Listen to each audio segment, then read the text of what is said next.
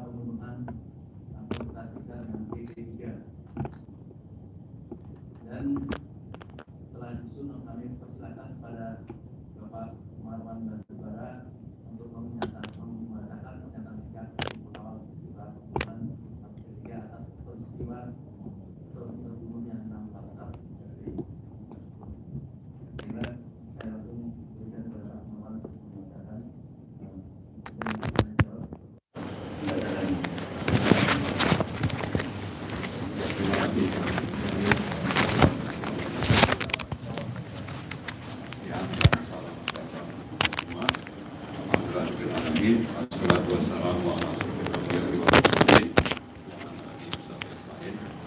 izin kepada bapak-bapak sekalian. Pernyataan sikap tim pengawal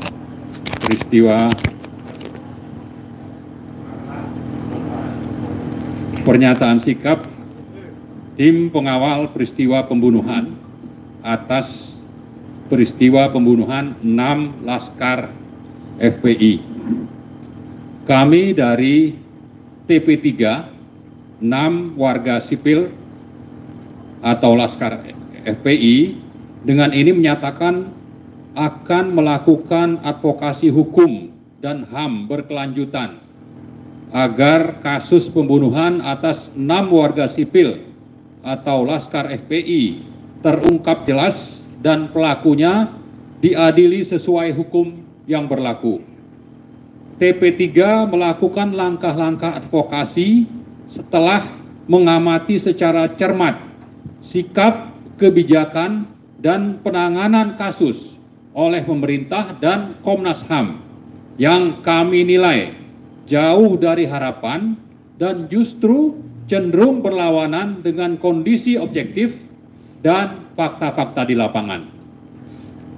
Pada tanggal 7 Desember 2020, Kapolda Metro Jaya Fadil Imran mengatakan 6 orang laskar FPI tewas dalam baku tembak karena mereka melakukan penyerangan terhadap jajaran Polri yang sedang menjalankan tugas penyelidikan kasus Habib Rizik Syihab.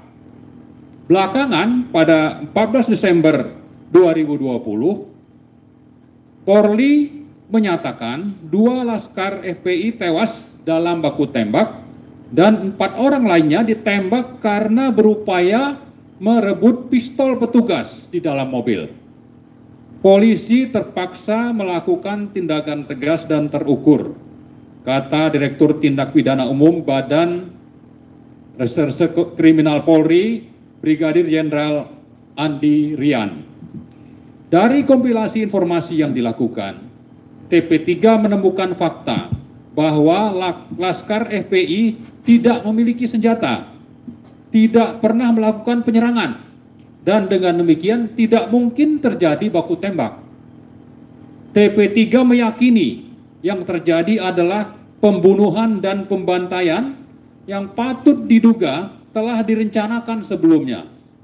Sebaliknya, TP3 menilai apapun alasannya, tindakan aparat polisi tersebut sudah melampaui batas dan di luar kewenangan menggunakan cara-cara kekerasan, di luar prosedur hukum dan keadilan atau extrajudicial killing. Tindakan brutal aparat polisi ini merupakan bentuk penghinaan terhadap proses hukum dan pengingkaran atas azas praduga tidak bersalah dalam pencarian keadilan, sehingga bertentangan dengan Pancasila, Undang-Undang Dasar 1945, dan peraturan yang berlaku. Karena itu TP3 mengutuk dan mengecam keras para pelaku pembunuhan, termasuk atasan dan pihak-pihak terkait. TP3 menuntut pelakunya diproses hukum secara adil dan transparan. Sebagai pemimpin pemerintahan, TP3 meminta pertanggungjawaban Presiden Jokowi atas tindakan sewenang-wenang dalam kasus pembunuhan tersebut. Sementara itu, dalam konferensi pers 8 Januari oleh Komnas HAM menyatakan 2 mobil Laskar FPI menghalang-halangi tugas polisi mengintai HRS, sehingga terjadi bentrok yang menyebabkan 2 laskar tewas. Penembakan 4 Laskar FPI lainnya dinyatakan sebagai unlawful killing. Komisioner Komnas HAM Khairul Anam mengatakan 4 orang tersebut meninggal saat berada dalam penguasaan kepolisian. Maka peristiwa tersebut adalah pelanggaran HAM karena tidak ada upaya lain untuk menghindari jatuhnya korban. Ini menurut Khairul Anam. TP3 menyatakan bahwa pembunuhan 6 Laskar FPI oleh aparat negara tidak sekadar pembunuhan biasa dan dikategorikan sebagai pelanggaran HAM biasa sebagaimana dinyatakan oleh Komnas HAM. Kami dari TP3 dengan ini menyatakan bahwa tindakan aparat negara yang diduga melakukan pengintaian, penggalangan opini, penyerangan sistemik, penganiayaan, dan penghilangan paksa sebagian barang bukti merupakan kejahatan kemanusiaan sehingga dikategorikan sebagai pelanggaran HAM berat dalam bentuk kejahatan terhadap kemanusiaan, crime against humanity. Pembunuhan 6 Laskar FPI merupakan pelanggaran terhadap Statuta Roma dan Convention Against Torture and other cruel, inhuman or degrading treatment or punishment yang telah diratifikasi melalui Undang-Undang Nomor 5 Tahun 1998. Karena itu proses hukumnya harus dilakukan melalui pengadilan HAM sesuai dengan Undang-Undang Nomor 26 Tahun 2000. TP3 menilai penyerangan sistematis terhadap warga sipil 6 Laskar FPI merupakan tindakan tidak manusiawi yang dengan sengaja menyebabkan penderitaan berat atau luka berat pada tubuh atau untuk kesehatan mental dan fisik. Sampai saat ini negara Republik Indonesia belum pernah memberikan pertanggungjawaban publik atas peristiwa pembunuhan 6 Laskar FPI dan tidak menyampaikan permintaan maaf atau bela sungkawa kepada keluarga mereka. Bagi kami, ini adalah pengingkaran terhadap hak korban dan keluarganya yang semestinya dijamin oleh negara seperti terkandung dalam Undang-Undang Nomor 13 2006, Yungto Undang-Undang Nomor 31 tahun 2014 tentang perlindungan saksi dan korban. Demikianlah pernyataan sikap TP3 kami sampaikan demi tegaknya hukum dan keadilan di bumi NKRI. Semoga Allah Subhanahu wa taala, Tuhan yang Maha Esa, melindungi segenap tumpah darah dan tanah air Indonesia. Jakarta, 21 Januari 2021, anggota tim TP3 ada 18 orang, mulai dari Profesor Dr. Muhammad Amin Rais, Kiai Haji Dr. Abdullah Heha Mahua, Dr. Busro Mukodas, Kiai Haji Dr. Muhyiddin Junaidi, Marwan Batubara, Profesor Dr. Firdaus Syam, Dr. Abdul Khair Ramadan, Abdul Muhsin Al-Atas LC, Hajah Neno Warisman, Edi Mulyadi, Rizal Fadilah SHMH, HM Mursalim, Dr. Bukhari Muslim, Dr. Samsul Balda, Dr. Taufik Hidayat, Dr. HM Gamari Sutrisno, Insinyur Chandra Kurnia, dan Adi Prayitno SH. Demikian. Baik, sebelum kami lempar pada teman-teman pers, saya harap Pak Abdullah Hehamua mungkin menambahkan sedikit sebelum. Pertama, saya ingin menyampaikan dasar hukum daripada tim P3 dalam menyampaikan konferensi pers ini. Pertama, Undang-Undang Dasar Pasal 28B memberikan kewenangan dan hak kepada setiap warga negara untuk berkumpul, berserikat, dan mengumpulkan pendapat. Yang kedua, Undang-Undang Dasar Pasal 28F itu juga memberikan hak bagi setiap warga negara untuk mendapat informasi, mengumpulkan informasi, dan menyalurkan informasi kepada pihak-pihak yang terkait. Yang ketiga, berdasarkan Undang-Undang Nomor 39 Tahun 1999 tentang HAM, maka setiap warga negara juga berhak untuk menyampaikan proses temuan-temuan kepada lembaga-lembaga terkait, baik secara nasional maupun secara internasional, dalam negeri maupun luar negeri. Itulah 3 dasar kenapa kami melakukan kegiatan ini. Bahwa kemudian temuan-temuan yang ada sampai mendorongkan untuk membuat ini karena kami telah berwawancara, bertemu, bersilaturahim langsung dengan 2 keluarga korban, dan kami yakin bahwa ini adalah pelanggaran HAM berat. Demikian tambahan penjelasan saya. Terima kasih. Pak Amin, sebentar. Saudara sekalian, jadi sesungguhnya kalau kita menoleh ke belakang,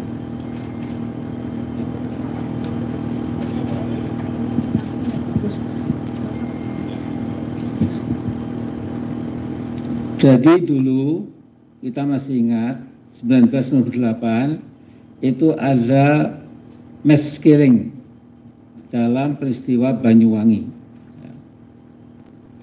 Jadi PBNU itu membuat fact finding commission, tim pencari fakta.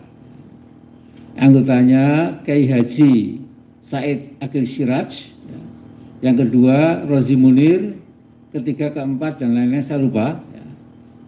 Kemudian hasilnya itu diberikan ke Pangap, waktu itu Pak Jenderal Wiranto, dan kepada kejaksaan dan lain-lain yang berkaitan dengan penegakan hukum. Tapi kemudian hasilnya nihil, ya. Tidak ada follow up sama sekali. Nah, waktu itu Gus Dur sebagai Ketua PBNU mengatakan itu namanya adalah operasi naga hijau, ya. Jadi sudah mengarah sesungguhnya. Ya. Nah, kemudian sesungguhnya kalau kita mau jujur, ya, pelanggaran HAM itu dilakukan mungkin terpaksa, ya, mungkin terdesak dan lain-lain, tapi tetap merupakan pelanggaran. Ya. Jadi sampai sekarang itu Human Rights Commission di PBB tidak pernah bisa masuk ke Indonesia, ya, karena kita tahu bahwa kita telah salah, ya, melakukan crime against humanity itu sebagian di Aceh, tim-tim zaman dulu, ya, kemudian sampai Irian Jaya atau Papua dan Papua Barat. Ya. Nah, jadi mengapa kita punya keadrengan, ya, karena kita paham kalau ini pun kita lepaskan, ada ribuan, saya kira ada ribuan orang yang nggak suka kepada tegaknya hukum, ya, mereka kalau ada peluang untuk memusnahkan nyawa itu enteng saja, enteng sekali bagi mereka. Sehingga ini sesungguhnya ini apa? Ini moment of truth. Ya. Kalau tadi malam saya lihat Pak Sigit Sulisyo Prabowo itu omongannya kan merdu, ya, mudah-mudahan, ya. Tapi saya termasuk yang pernah mengatakan mudah-mudahan bukan dia, tapi sudah jadi kenyataan, ya sudah nggak apa-apa. Tetapi kalau Pak Kapolri yang sekarang ini itu betul-betul bisa menegakkan apa yang dibicarakan itu luar biasa, ya. Walaupun ada tokoh HAM yang mengatakan ya dia meragukan, ya, barangkali itu hanya ya karena uji kelayakan harus ngomong yang bagus, nanti praktiknya bagaimana itu masih kita lihat lagi, ya. Ini saudara sekalian, jadi ini kami sesungguhnya tetap punya hak untuk membuat tim pencari fakta independen, tetapi kita saking hati-hatinya ya sudahlah kita buat tim pengawal peristiwa pembunuhan ATP 3 6 Laskar FPI seperti dikatakan Pak Marwan tadi, ya. Nah sekarang ini terakhir dari saya, ya. Saya sesungguhnya sudah membaca, ya, bahwa kalau di antara anak bangsa ini tidak ada yang bicara dengan lantang untuk menegakkan hukum, untuk melawan kezaliman, untuk menegakkan kebenaran, itu nanti lama-lama ya bangsa kita ini menjadi apa? Dingin ya. Dingin ketika terjadi pembunuhan di sana, di pulau mana, di negara mana, di provinsi mana, itu tenang-tenang saja ya. Kalau sudah seperti itu ya, saya kira itu the end of our democracy ya. Jadi sudah sekalian, kita belajar dari muka bumi ini, banyak sekali negara mula-mula demokrasi, tapi elitnya itu memang tidak punya potongan pembawaan mental moral demokrasi, akhirnya membangun oligarki, akhirnya membangun rezim yang otoriter, bahkan diktatorial, dan bisa semakin hebat ya karena rakyat diam saja. Ya. Nah, jadi mungkin kami ini sebagian di sini masih ada sekitar ribuan lagi yang masih punya kepedulian. Kita akan speak out, ya, kita akan bicara apa adanya, kita akan ikuti terus, ya, dan sambil mengikuti itu, kita tetap akan membuat insya Allah sebuah buku putih, ya, yang akan menyajikan kenyataan sejujur-jujurnya apa yang terjadi, supaya paling tidak bangsa kita ini tahu apa yang telah terjadi, juga masyarakat internasional juga tahu apa yang terjadi, dan mudah-mudahan saya yakin ini dari segi keimanan kami, ya, kita semua, kalau masih ada sebagai anak bangsa yang peduli, ya, itu yang di langit tidak akan membiarkan, ya, bangsa ini kemudian ambruk, semua kemudian jatuh, ya. Jadi asas ini masih sebagian, cukup sebagian lah ya, masih waspada, masih alert ya, masih punya keprihatinan, masih punya komitmen, keajengan untuk menegakkan keadilan, itu bangsa ini masih punya masa depan. Ya. Ya, saya kira ini betul kata Pak Mar tadi, akhirnya harapan kita pada Pak Jokowi, ya, juga Kapolri baru, ya, supaya bisa seperti janjinya itu meretas, membuka ya halaman baru Polri kita ya, yang lebih adil, lebih manusiawi, lebih ya mengayomi itu dan lain sebagainya. Saya kira tambahan itu dari saya. Assalamualaikum warahmatullahi wabarakatuh. Baik, sebelum kami lempar kepada teman-teman pers, saya sementara batasi 5 orang dulu ya. Oh, Pak Muhyiddin. Oke, sedikit Pak ya. Assalamualaikum warahmatullahi wabarakatuh. Intisari dari agama Islam adalah amar ma'ruf dan nahi munkar. Sebagai umat Islam yang oleh Allah Subhanahu wa taala dinilai dan dianggap sebagai khairu ummah, ciri nomor satunya adalah itu. Antara amar ma'ruf dan nahi munkar harus dilakukan secara seimbang. Tidak boleh amar ma'ruf saja dan nahi munkar ditinggalkan atau sebaliknya. Nah, apa yang kami lakukan di tim ini adalah melakukan nahi munkar. Kami yakin tidak semua intelektual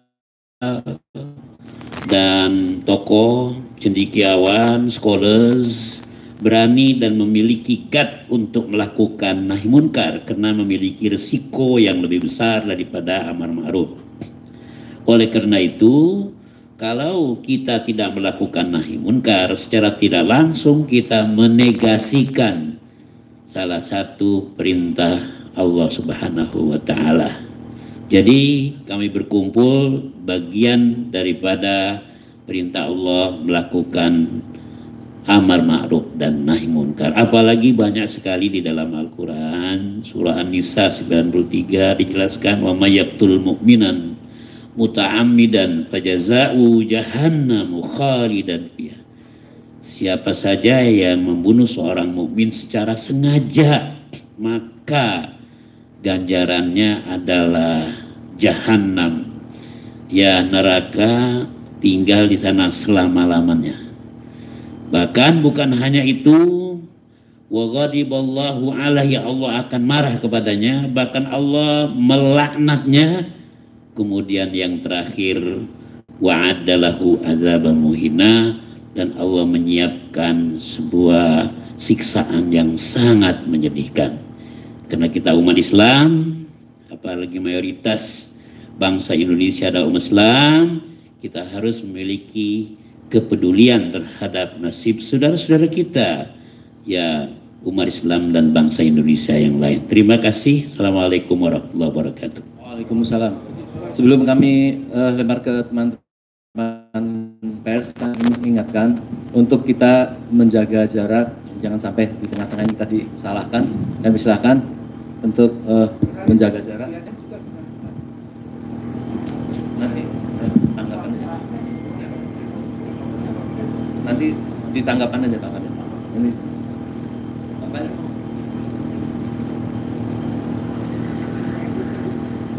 Beliau nanti nanggapin. Baik, 5 dulu. Pertama siapa? Acungkan jari. Ada?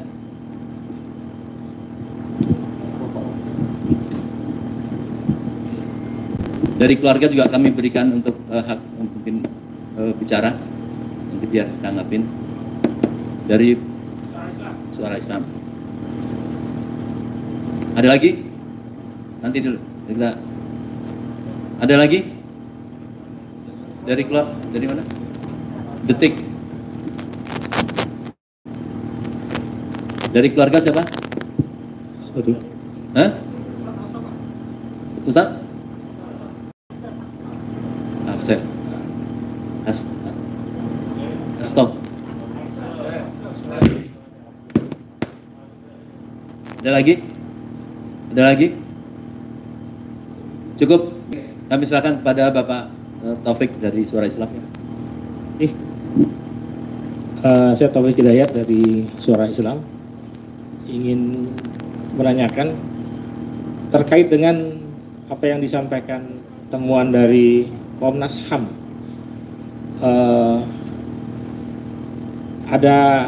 Adakah keraguan dari tim pencari fakta ini menyangkut dengan barang bukti yang ditemukan oleh Komnas HAM?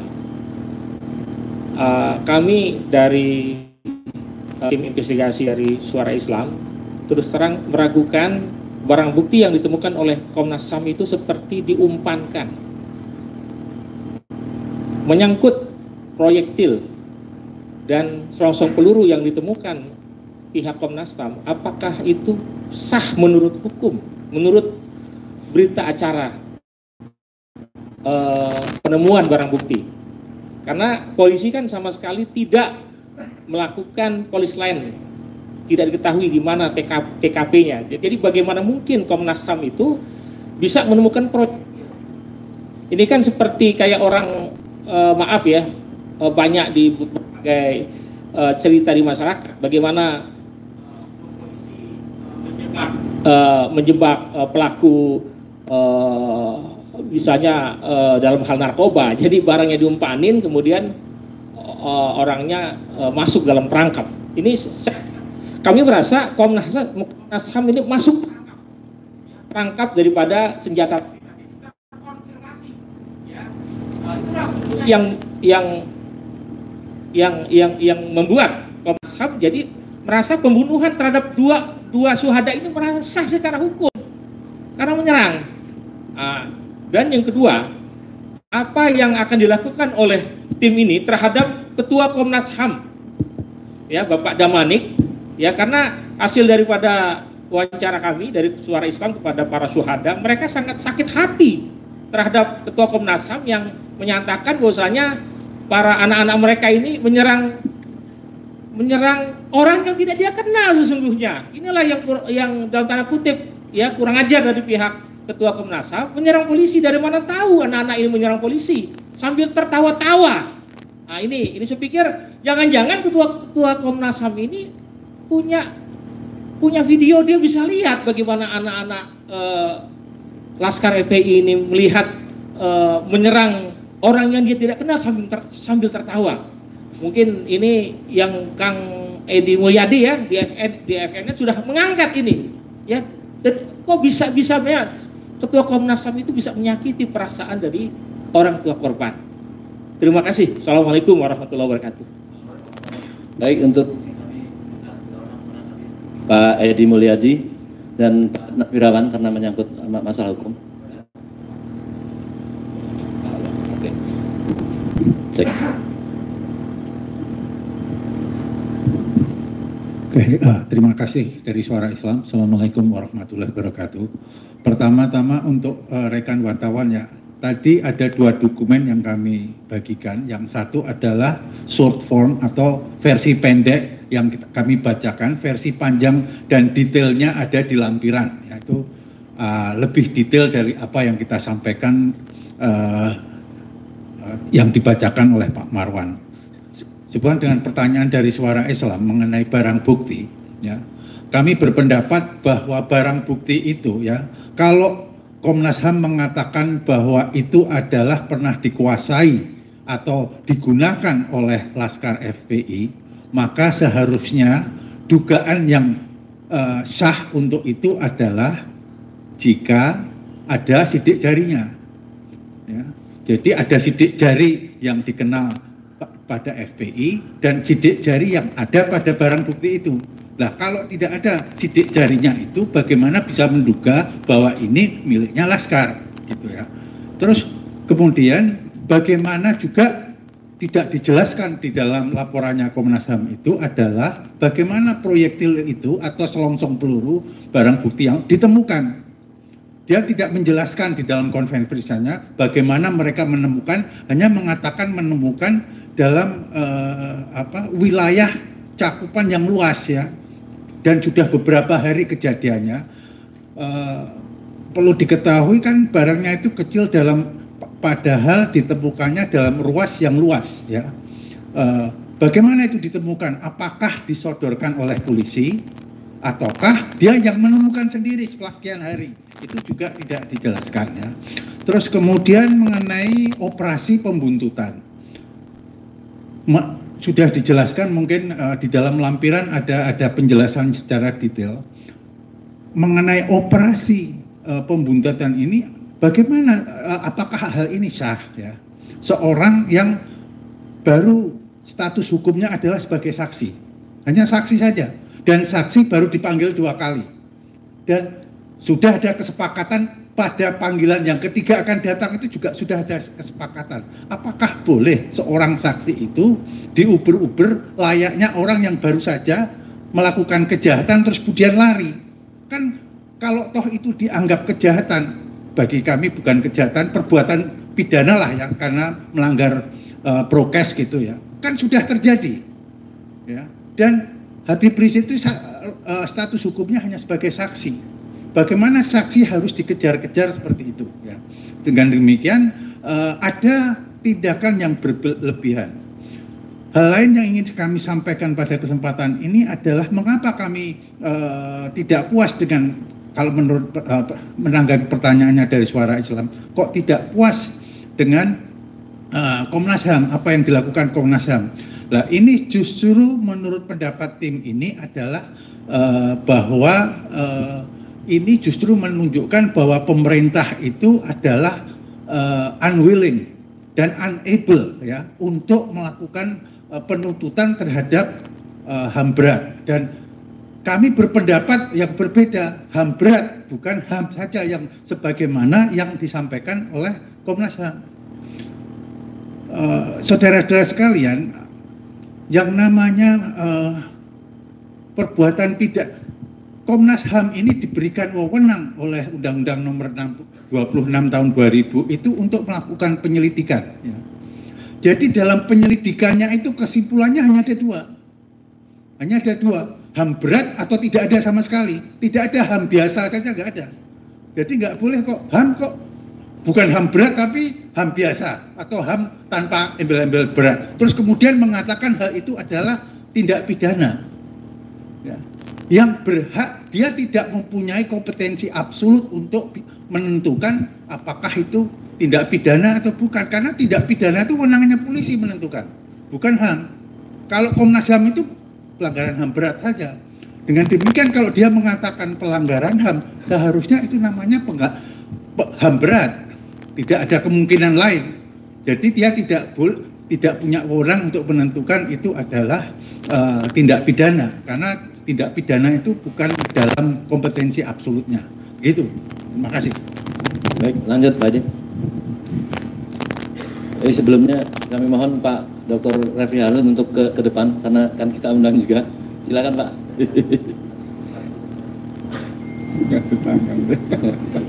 Bos. Lagi puasa, sakit gigi, lagi sakit gigi. Baik, terima kasih. Assalamualaikum warahmatullahi wabarakatuh. Jadi pertanyaan Saudara Taufik ini nakal betul, sampai dia menggunakan istilah perumpamaan barang narkoba yang sudah disiapkan. Saya pakai motor misalnya, dicegat malam-malam, periksa waktu saya agak meleng, salah satu anggota masukin, kamu bawa narkoba Edi, gitu kan. Pak Wiratwan Adnan juga mempertanyakan dari mana asal sumbernya barang-barang ini, apakah disodorkan oleh polisi atau menemukan di lapangan, mengingat ada jeda waktu saat peristiwa dan saat Komnas HAM melakukan penyelidikan di lapangan. Saudara sekalian, kalau TP3 ini kami bentuk memang didasari utamanya selain tadi Bang Abdullah Hemahua menyebut dasar hukumnya pasal sekian, juga karena memang ada rasa sangat kecewa dan tidak puas terhadap kinerja Komnas HAM. Sebuah lembaga negara yang dibiayai oleh APBN, akan dibiayai oleh rakyat, ternyata kami menilai hasilnya jauh dari yang seharusnya, jauh dari yang semestinya. Dalam paparan yang 5 halaman disebutkan Komnas HAM cenderung hanya menggunakan informasi dari pihak kepolisian untuk dijadikan sebagai laporan. Misalnya dalam laporannya disebut-sebut ada mobil anggota Laskar menghalang-halangi tugas pengintaian petugas polisi. Ini kalimat yang dari huruf pertama sudah syarat dengan keamburadulan. Ada nggak bahasa Indonesia keamburadulan? Iya, pertama dia menyatakan mobil Laskar menghalang-halangi mobil petugas polisi. Dari mana Laskar tahu itu mobil polisi? Seluruh manusia Indonesia saya kira, kecuali pihak-pihak yang sangat tertentu, tidak tahu ada polisi yang membuntuti dan membunuh anak-anak muda itu sampai Senin siang hari Kapolda Metro Fadil Imran memberikan siaran pers yang mengaku dibunuh oleh anak buah saya. Tidak ada. Dalam peristiwa itu tidak tahu yang membuntuti itu adalah petugas kepolisian. Tidak ada marka di tanda-tanda di kendaraannya, tidak ada weh polisi berhenti minggir, nggak ada begitu. Jadi kalimat-kalimat ini sungguh sangat tendensius seperti yang disampaikan oleh Sekretaris Umum Munarman atau tim advokasi yang kemarin sempat disampaikan. Ketua Komnas HAM dan lembaganya sengaja membangun narasi yang menyesatkan dan menyudutkan berkali-kali. Jangan jauh-jauh dalam laporan resmi Komnas HAM saja dia menggunakan, ini kita debatable ya, menggunakan frase Muhammad Rizik Syihab, yang frase ini diperkenalkan oleh polisi untuk tanda kutip menandingi HRS, Habib Rizik Syihab. Buat kita seperti tidak ada masalah, tapi buat sekelompok orang yang sangat mencintai, mengikuti, menjadi murid, HRS itu Habib Rizik Syihab diucapkan dengan takzim. Ada takzim, ada rasa hormat. Dan penguasa sengaja memperkenalkan MRS untuk mereduksi. Dan itu digunakan berkali-kali oleh Komnas HAM. Dalam sebuah webinar bahkan Ahmad Taufan Damanik memerlukan jeda 1, 2, 3 detik sampai akhirnya menyebutkan Pak Rizik Syihab dalam kalimatnya. Jadi saudara sekalian, Komnas HAM ini harus dipertanyakan, diingatkan lagi bahwa Anda berkumpul di situ, orang-orang dipilih, orang-orang yang dianggap punya integritas dan kemampuan, kapasitas, kapabilitas, dibiayai oleh uang negara, uang rakyat. Please, bekerja untuk rakyat. Coba ketika dia menyebut ada 4 laskar yang ditembak, 2 laskar mati karena tembak-menembak, ini semua bias. Dia dalam laporannya tidak menjelaskan bagaimana mungkin Fadil Imran ketika menjelaskan kepada publik lewat media bahwa ada 10 orang yang diambil tindakan tegas dan terukur, 6 tewas, 4 lari. How come? Mobil itu cuma berisi 6 orang, bos. Bagaimana sebut 10 orang, 6 tewas, 4 lari? Jadi Komnas HAM harus dikritisi. Menurut saya begitu. Jadi banyak beberapa hal lainnya yang saya kira nanti teman-teman lain akan menambahkan. Terima kasih banyak. Assalamualaikum warahmatullahi wabarakatuh.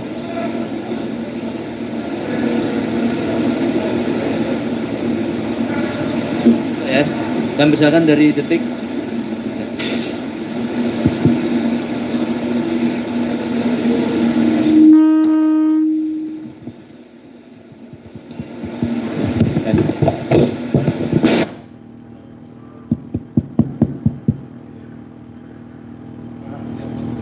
Saya Satria dari 20 Detik, mau tanya nih Pak, kan setelah pernyataan sikap ini, bagaimana langkah selanjutnya yang akan dilakukan oleh TP3 kasus tewasnya 6 laskar FPI? Apakah kan Komnas HAM juga telah memberikan rekomendasinya kepada Presiden Jokowi terkait kasus tersebut? Apakah TP3 juga akan memberikan surat pernyataan sikap resmi ini kepada Presiden Jokowi, baik itu melalui KSP atau ke pihak-pihak lain juga?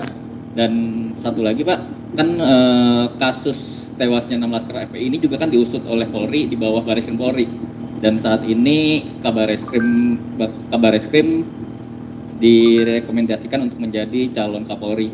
Kalau dari TP3 sendiri melihatnya bagaimana sih nanti pengusutan kasus tewasnya 6 laskar FPI ini di tangan calon Kapolri baru yang memang berasal dari yang awalnya semula merupakan Kabar Reskrim yang mengusut kasus tersebut? Terima kasih.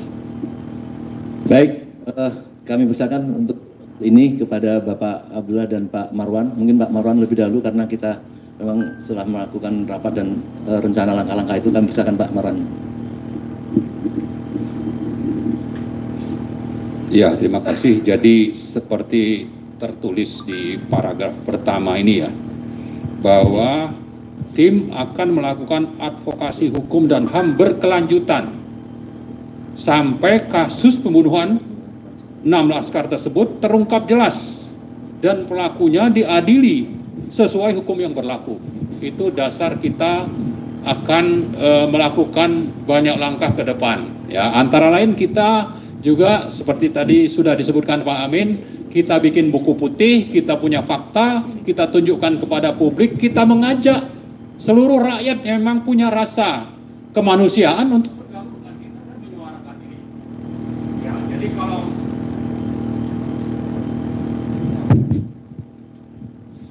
kalau sekedar Pak Jokowi, ya mungkin kita akan ke sana kalau memang perlu, ya. Lalu juga kita akan ke DPR misalnya, atau kemana yang kita anggap relevan untuk melakukan advokasi berkelanjutan ini, termasuk juga kepada lembaga-lembaga internasional yang relevan. Saya kira itu mungkin ya.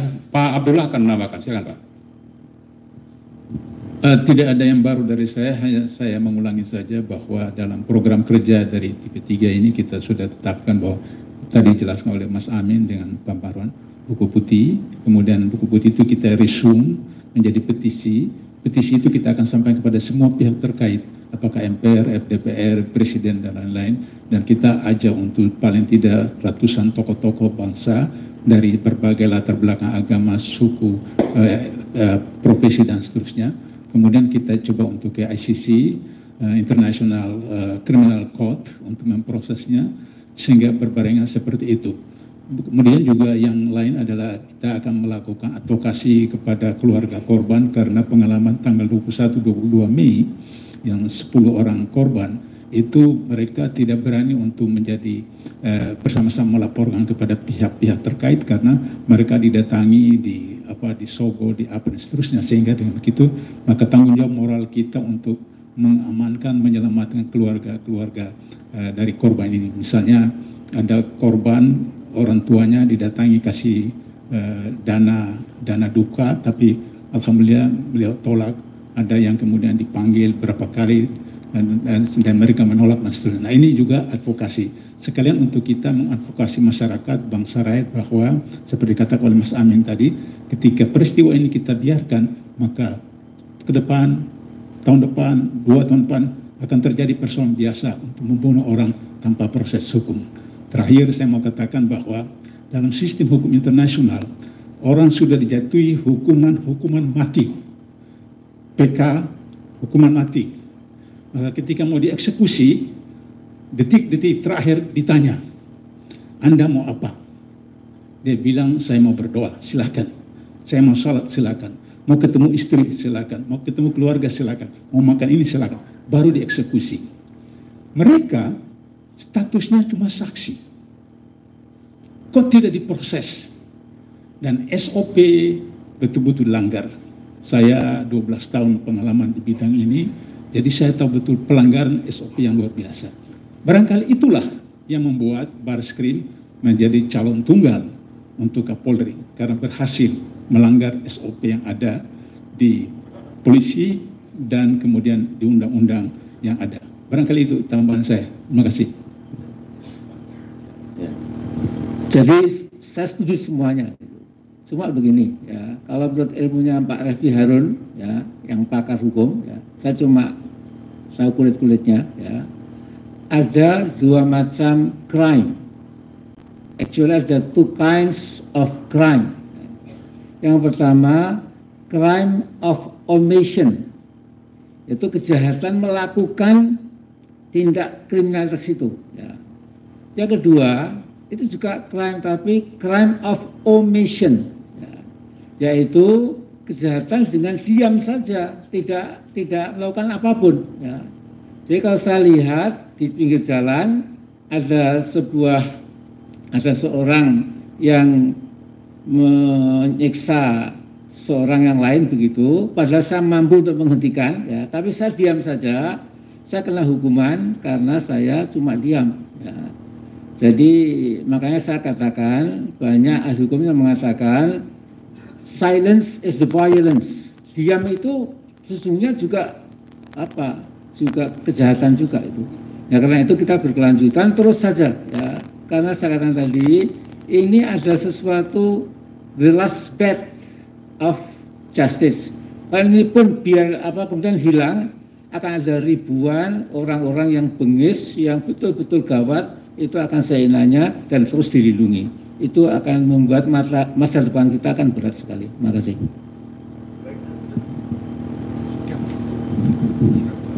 Sebelum kita lanjut ke keluarga korban, kami harap Pak Refdy Harun memberikan sedikit tentang masukan rencana tidak. Pak Arman, sedikit karena ini mungkin publik kepengen tahu langkah-langkah hukum seperti apa. Oke, baiklah. Jadi di awal kami sampaikan bahwa karena kami melihat TP3 ini melihat bahwa pemerintah itu adalah telah terbukti tidak bersedia dan tidak mampu untuk melakukan penuntutan, maka saluran berikutnya kami akan melakukan pengaduan ke Dewan HAM PBB. Dewan HAM PBB itu mengenal adanya pengaduan individual pengaduan itu yang dalam bentuk communication, ya. Tidak berarti kami itu kemudian beracara di hanya itu dikenal. Itulah yang akan kami lakukan karena dalam pengamatan kami pemerintah ini adalah unwilling dan unable untuk melakukan penuntutan itu, ya. Nah, tadi ada pertanyaan yang belum terjawab juga mengenai mengapa tidak dilakukan polis lain itu. Nah, kami juga membaca di dalam SOP-nya polisi itu, atau kalau terjadi adanya mayat atau korban pembunuhan itu, protapnya itu harus tidak boleh diadakan perubahan terhadap barang bukti itu. Harus dibiarkan sebagaimana adanya, kemudian diberikan polis lain gitu. Nah, ini kok kesannya kok kemudian diambil barang buktinya sehingga sudah berubah. Karena adanya perubahan ini tentunya ini adalah bertentangan dengan rule of law-nya gitu ya. Apa itu rule of law itu mengatakan bahwa dalam rangka menegakkan hukum ya, petugas hukum itu terikat juga oleh ketentuan hukum gitu. Jadi dalam hal ini itulah yang dilanggar antara lain. Seharusnya kan diberikan polis lain. Terus kemudian dibiarkan kalau ada yang mati, ada yang tertembak itu dibiarkan apa adanya. Karena keadaan inilah kami berpendapat telah terjadi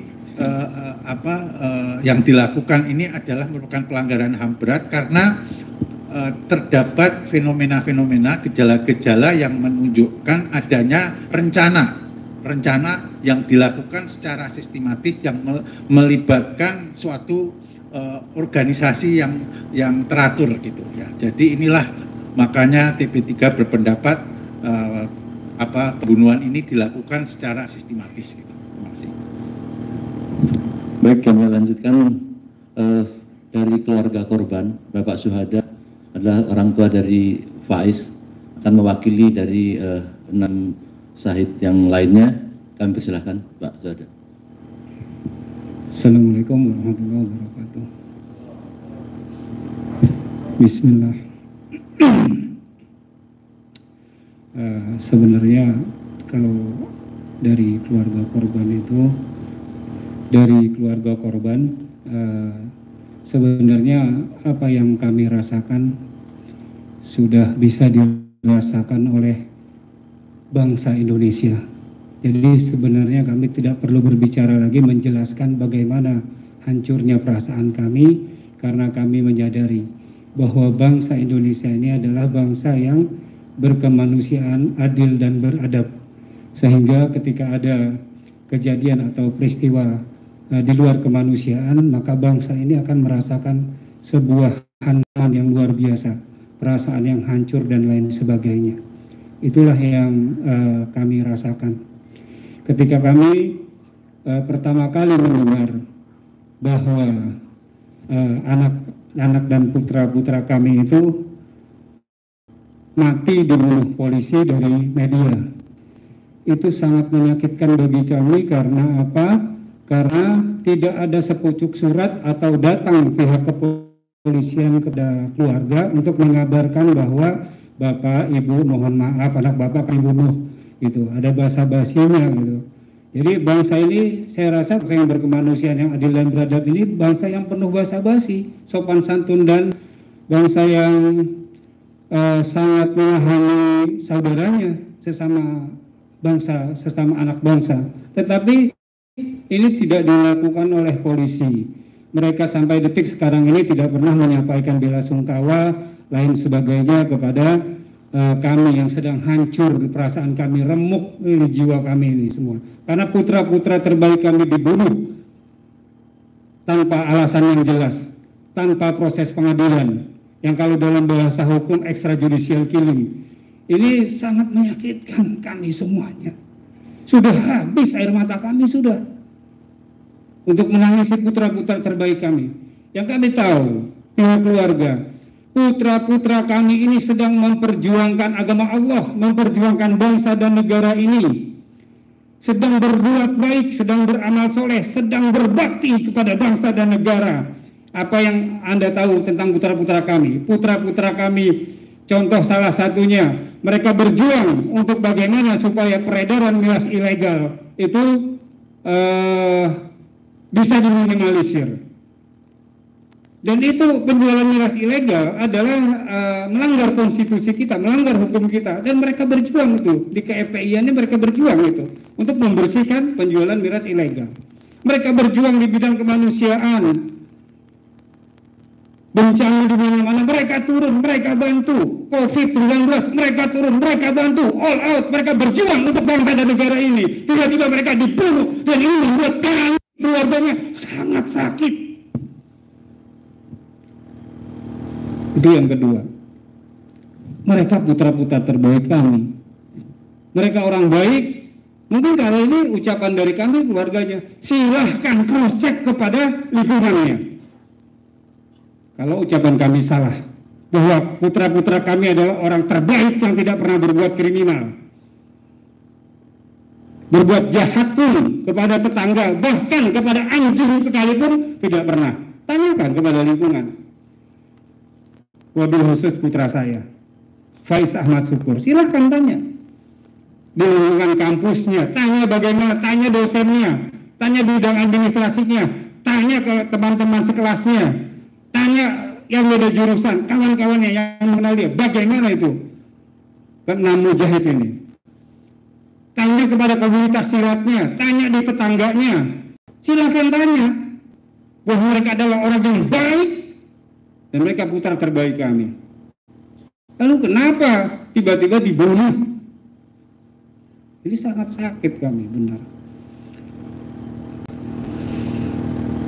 Jadi mohon maaf kalau saya bicara rada-rada emosional. Karena kenapa? Karena saya melihat bahwa negara ini sama sekali tidak peduli dengan terbunuhnya 6 warga negara tanpa proses pengadilan. Tidak peduli sama sekali negara ini. Padahal saya baca di sila yang kedua, bangsa ini adalah bangsa yang berkemanusiaan, adil dan beradab. Di mana kemanusiaannya? Di mana keadilannya? Di mana beradabnya?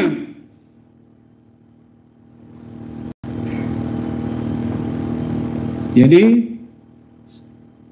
kami sangat berterima kasih kepada tokoh-tokoh yang terus menggaungkan proses pengadilan terhadap pelaku pembunuhan ini, pembunuhan biadab dan kejam ini. Artinya terima kasih banyak sebagian umat Islam terus untuk mengungkap agar supaya pelaku daripada pembunuhan ini yang disembunyikan, yang sampai sekarang disembunyikan, itu segera terungkap dan segera diadili seadil-adilnya untuk membuktikan bahwa bangsa ini adalah bangsa yang berkemanusiaan, adil dan beradab. Para pengelola negara khususnya, ini adalah kasus kemanusiaan yang luar biasa. Laskar FPI adalah orang-orang yang menjunjung tinggi harkat martabat dan kemanusiaan. Mereka berjuang di bidang kemanusiaan. Sekarang mereka dibunuh secara tidak berkemanusiaan. Ini luar biasa ini. Jadi mudah-mudahan perasaan hancur dan remuknya kami, keluarga yang akan kami rasakan, seluruh keluarga besar kami akan rasakan, ini luar biasa. Satu lagi, keluarga tidak pernah mengizinkan putra-putranya untuk diotopsi, dan ketika dibawa dari rumah sakit kami melihat jenazah putra kami dijahit dari ujung sini sampai ke bawah, ada bekas jahitan. Nah ini putra kami, bukan anak mereka ini. Dan mereka jangan sembarangan seperti itu, mereka bongkar itu ini. Mereka siksa itu dengan air panas atau apa, saya tidak ngerti. Hancur badannya ini putra kami. Nah, hak mereka apa? Rumah sakit Sukamto. Hak mereka adopsi putra kami. Siapa yang memberikan hak mereka untuk melakukan itu? Ini luar biasa. Jahatnya luar biasa. Kalau tidak terungkap, maka negara ini jadi negara yang tidak berperi kemanusiaan, negara yang zalim dan biadab. Buang saja Pancasila sudah. Kalau begini caranya, gitu loh. Jadi saya mohon maaf rada-rada emosional karena memang saya dipancing untuk melakukan untuk terus emosi oleh penyelenggara negara, pengelola negara ini. Jadi mohon maaf. Demikian yang bisa saya sampaikan, harap mohon maklum aja gitu. Wassalamualaikum. Baik, kita tentu turut sedih ya. Kami mohon untuk ini Mbak Nino Warisman untuk menanggapinya dengan Pak Bukhari Muslim sedikit, karena kita sudah khawatir malah tidak selesai. Untuk yang lain kami mohon maaf, nanti biar kita akhiri nanti dengan acara yang lain. Kami silakan Mbak Nino. Baik, kawan-kawan semuanya, saya sudah mendengar ya, beberapa kali membaca dan bahkan memberikan laporan tentang perjalanannya. Yang ingin saya sampaikan adalah kita semuanya, Pak Presiden, Pak Menteri, Pak Kapolda, semua saja di semua jajaran di negeri ini, semua pengelola negara adalah manusia, dan kita semuanya adalah manusia. Karena itu kita bernama manusia ya, dan memiliki kemanusiaan. Persoalan ini betul-betul merupakan persoalan kemanusiaan. Kalau boleh ya, saya memohon ya, biarlah yang lain mengemukakan fakta, saya memohon ya kepada semua pihak untuk kembali meletakkan rasa kemanusiaan tersebut, rasa kasih sayang kepada manusia menjadi yang utama, sehingga kita tidak perlu merasa malu ketika melakukan kesalahan ya, ketika mungkin ada pihak-pihak ya yang terlanjur mengatakan A kemudian B, tapi kita kembali kepada sumber pertama kita, yaitu bahwa kita menjadi manusia karena kita dibekali oleh Tuhan sebuah rasa kemanusiaan itu. Itulah yang selalu mendorong kita untuk melihat segala permasalahan yang kita hadapi. Nah, saya betul-betul berharap ya kepada Bapak Kapolri, betapapun banyak yang tidak mungkin meragukan diri sendiri ya, bukan meragukan siapapun, tapi meragukan diri sendiri. Tapi saya mengajak seluruh masyarakat ya, terutama kaum ibu ya. Bayangkanlah ada 6 orang ibu yang harus kehilangan putranya secara mendadak, dan peristiwa ini walaupun terjadi setahun yang lalu, bagi seorang ibu, ketika anak yang dia lahirkan itu dan dia sayang-sayang terenggut ya nyawanya, jangankan ditembak. Anak kita jika luka saja kita bilang baik kita yang terluka daripada anak kita. Betul ibu yang ada di ruangan ini, kita semuanya ya memahami itu perasaan 6 orang ibu dan juga pasti 6 orang ayah. Kita mau menyerahkan apapun saja untuk anak kita ya. Jadi ini adalah perasaan keibuan yang membimbing, yang meminta kepada setiap orang yang punya ibu, siapapun saja, semuanya penyelenggara negara punya ibu. Tolong kembali ke hati ibu masing-masing. Bagaimana gitu kalau ibumu yang harus menghadapi seperti ini? Jadi kita nggak usah terlalu susah betul, kembali kepada yang nurani karena itu diberikan Tuhan. Ya semuanya saja, siapapun yang ada pada persoalan ini, coba bayangkan saja jika itu ibu kita, jika itu saudara kita, jika yang terluka atau yang ditembak itu anak kita, saudara kita. Saya kira kalau itu semua sudah menjadi buntu, saya pun tidak bisa berkata apa-apa ya, karena disinilah letak kita menjadi manusia, karena kita memiliki rasa kemanusiaan. Ini adalah persoalan kemanusiaan ya. Itu saja saya kira, terima kasih. Sedikit Pak Bukhari Muslim. Terima kasih. Nabi SAW menyebutkan unsur akhaka zaliman aw madluman. Apa yang kita lakukan hari ini bukan hanya menolong orang yang terdolimi, tapi menolong pelaku kedoliman. Apa yang disampaikan oleh Amin Rais tadi, bahwa jangan sampai ini dibiarkan, akan berkelanjutan. Kita bisa bayangkan satu nyawa saja, kata Al-Quran, man qatala nafsan bighairi haqqin qatala an-nasa jami'an. Satu nyawa dihilangkan tanpa cara yang benar sama dengan menghilangkan nyawa seluruh umat manusia. Apalagi kalau 6, dan apalagi seperti disembunyikan. Jadi apa yang kita lakukan hari ini menolong kemanusiaan, menolong diri kita, menolong bangsa ini. Mudah-mudahan kita diberkahi oleh Allah. Baik, kami mohon Pak Kiai Haji Dr. Muhyiddin